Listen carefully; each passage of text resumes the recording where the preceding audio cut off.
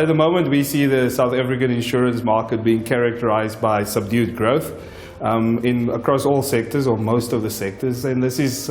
largely as a result of the sluggish economy. But I guess on the flip side, and also in the absence of large catastrophes and large commercial and corporate losses that's been absent in the market, we also see the industry showing some decent returns on their bottom lines. But the cost pressure remains as companies continue trying to juggle between finding cost efficiencies in the existing operations while still at the same time investing into future strategies, which inadvertently these days seem to include, but it's not limited to, investments in digital assets as a result of the tech play, and then investments in governance and control functions as a result of regulatory requirements. And then we also see businesses investing in the knowledge and skills capacity in their businesses as human capital, and the future fit need for people going forward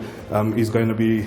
extremely critical. But in order to understand how this shapes the industry going forward, especially over the short to medium term, one probably needs to look at the macro and micro factors that appear to be converging onto our industry, and understand what those material influences are going to be that's going to drive change for the next 5 years. You know, things like ESG embeddedness and ethical leadership, the risk protection gap that was discussed quite a few times in conference today, and as well as the industrial fourth revolution and the digital ecosystems and the tech play that comes with it. But the future fit workforce, what does that look like, and how do they need to embrace the current and new skills that's going to be required to be effective going forward? And then lastly, collaborative consumption, and you know, that notion of the shared economy. All of these things are going to impact how our current models, and it's going to challenge the way that we operate today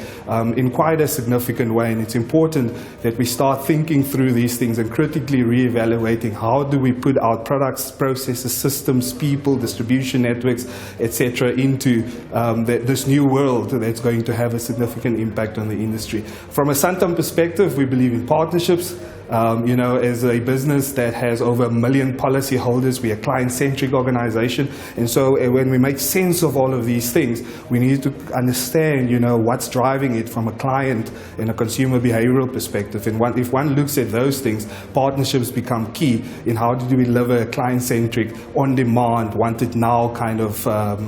value proposition to the client base, and in that way making sure that as a value chain we are actually adapting at the speed that technology is enabling the environment at the moment. So we're quite keen on partnerships and then critically engaging with our partners on how to adapt and embrace this new world and build out new value propositions, and through that find opportunities that we can leverage in terms of market expansion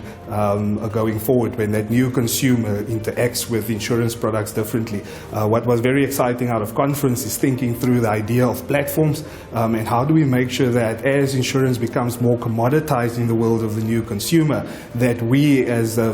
insurance industry actually play an active role in leading that evolution into the platforms world and the digital ecosystems that we are building out. So from a Santam perspective, we see opportunities out of all of this, and hopefully through how we partner with our intermediary base and understanding our client need, we are able to bring all of this together in a way that will make sure that we are not just relevant but also sustainable into the future.